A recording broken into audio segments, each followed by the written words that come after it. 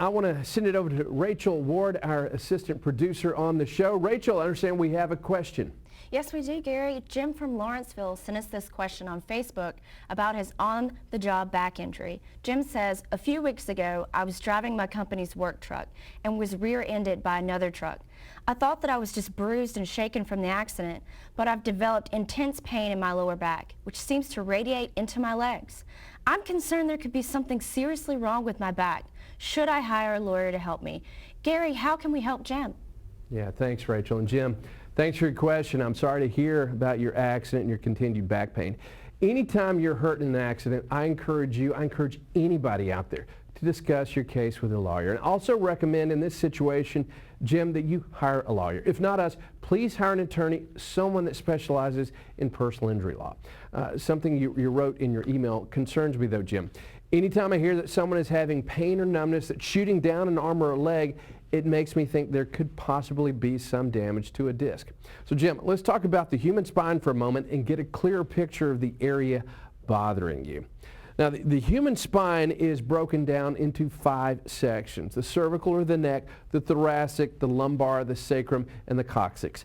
The body has 23 discs in the vertebrae. These discs are round cushions in between the vertebrae that act like shock absorbers. They have a shell and a liquid substance in the middle of the disc, and often describe it to our clients as like a jelly stuffed marshmallow. These discs also help to protect the spinal cord. Now, a herniated disc is when the softer central portion of the disc in the spinal cord ruptures through its outer ring. The disc may lose its shock absorbing capabilities and is no longer able to act like a cushion between the vertebrae. When the cushion is gone, pain is often the net result. And typically, these injuries occur between the 4th and 5th lumbar vertebrae.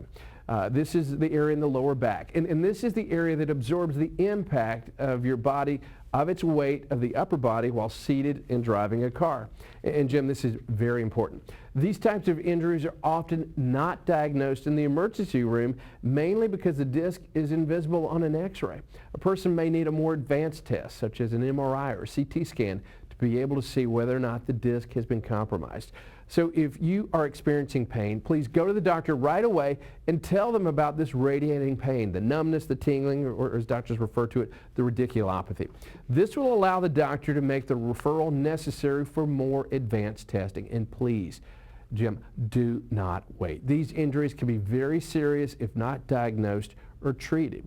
And Jim, you indicated in your email that you're having radiating pain from your lower back into your legs, all of which are possible symptoms of a herniated disc. Okay, let's talk about the 3 signs of a herniated disc. Pain in the arm or leg. Herniated disc located in the lumbar region can produce intense pain in the lower back, the thigh, the foot, or the calf.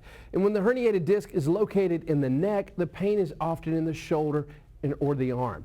And numbness or tingling. Numbness and tingling can be located in the body part that is served by the nerves that are affected by the herniated disc. And weakness. When a herniated disc occurs, the muscles that are served by the affected nerves have a tendency to weaken. Victims may find themselves stumbling or having difficulty lifting or holding items.